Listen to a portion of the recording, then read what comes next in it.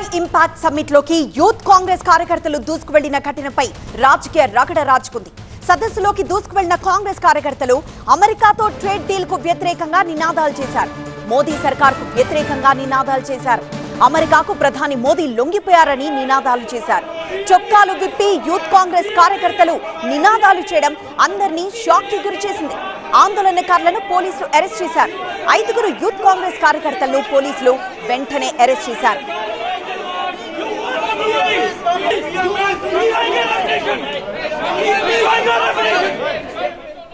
AI impact summit road number 5 లో ఈ అనూహ్య ఘటన జరిగింది. QR కోడ్ ను ఉపయోగించి కాంగ్రెస్ కార్యకర్తలు సమ్మిట్ లోకి దూసుకువెళ్లినట్లు గుర్తించారు. ఈ ఘటన తర్వాత భారత మండపం దగ్గర భద్రతను పెంచారు. హై సెక్యూరిటీ జోన్ లోకి యూత్ కాంగ్రెస్ కార్యకర్తలు దూసుకురావడం తీవ్ర కలకలం రేపింది. నిర్వాహకులకు యూత్ కాంగ్రెస్ కార్యకర్తలకు మధ్య తీవ్ర వాగ్వాదం జరిగింది. యూత్ కాంగ్రెస్ నిరసనపై బీజేపీ తీవ్ర ఆగ్రహం వ్యక్తం చేసింది. కాంగ్రెస్ దిగజారుడితనానికి ఇది నిదర్శనమని బీజేపీ నేతలు మండిపడ్డారు. AI సమ్మిట్ విజయవంతం కావడం జీర్ణించుకోలేక కాంగ్రెస్ కార్యకర్తలు ఇలాంటి నిరసన చేపట్టారని BJP విమర్శించింది.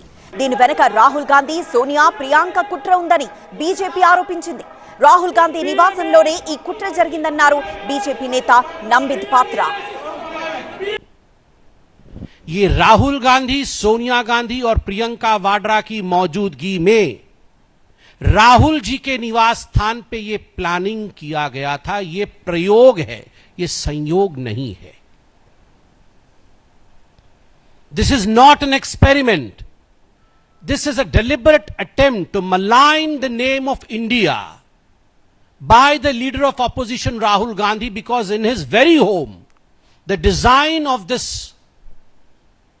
whole propaganda took place. Congress నేతల ప్రవర్తన సిగ్గుచేటని ట్వీట్ చేశారు రక్షణ శాఖ మంత్రి రాజ్నాథ్ సింగ్. రాజకీయ ప్రయోజనాల కోసమే ఇలా చేశారని ఆరోపించారు. యూపీ సీఎం యోగి కూడా భారత మండపంలో జరిగిన ఘటనను తీవ్రంగా ఖండించారు. అంతర్జాతీయ స్థాయిలో యూత్ కాంగ్రెస్ కార్యకర్తలు దేశం పరువు తీశారని మండిపడ్డారు. एक शर्मनाक घटना भारत मंडपम पे करने का प्रयास कांग्रेस के युवा संगठन ने करने का प्रयास किया है. पूरी दुनिया के अंदर भारत की छवि को खराब करने का कुत्सित प्रयास हुआ और हम इसकी निंदा करते हैं. यह बहुत ही शर्मनाक घटना है कांग्रेस के लोगों के द्वारा, कांग्रेस के नेताओं का. ये यानी देश की कीमत पर ये लोग खिलवाड़ करना चाहते हैं. राजनीति होती है. మరింత సమాచారం మా ప్రతినిధి గోపి అందిస్తారు. గోపి, యూత్ కాంగ్రెస్ నేతల మెయిన్ మోటో ఏంటి? మరోవైపు అక్కడ సెక్యూరిటీ లోపం ఏమైనా కనిపిస్తోందా? బీజేపీ దీనిపై మరొకసారి రియాక్ట్ అయ్యే అవకాశం ఉందా?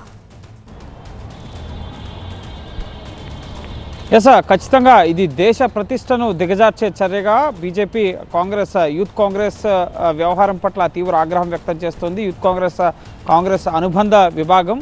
సో రాజకీయాలకు ముఖ్యంగా దీన్ని వాడుకుంటారా ఈ వేదికని? ముఖ్యంగా ప్రపంచ దేశాల నుంచి 20 దేశాలకు సంబంధించిన అధినేతలు, 30 దేశాల నుంచి ఎగ్జిబిటర్స్, సుమారు 3.5-4 లక్షల మంది వరకు కూడా ఈ సమ్మిట్ ఇండియా ఇంపాక్ట్ సదస్సు 6 రోజుల పాటు జరుగుతుంది, 16వ తేదీ నుంచి 21వ తేదీ వరకు. సో ఇటువంటి అత్యంత ప్రపంచ శిఖరాగ్ర సదస్సులో ఈ విధంగా దేశ ప్రతిష్టను దిగజార్చే విధంగా కాంగ్రెస్ అనుబంధ విభాగం యూత్ కాంగ్రెస్ వ్యవహరించిందంటూ బీజేపీ నుంచి తీవ్ర వ్యతిరేకత, అలాగే కాంగ్రెస్ పార్టీ పట్ల ముఖ్యంగా ఆగ్రహం వ్యక్తం చేస్తూ రియాక్ట్ అవుతున్న పరిస్థితి ఉంది.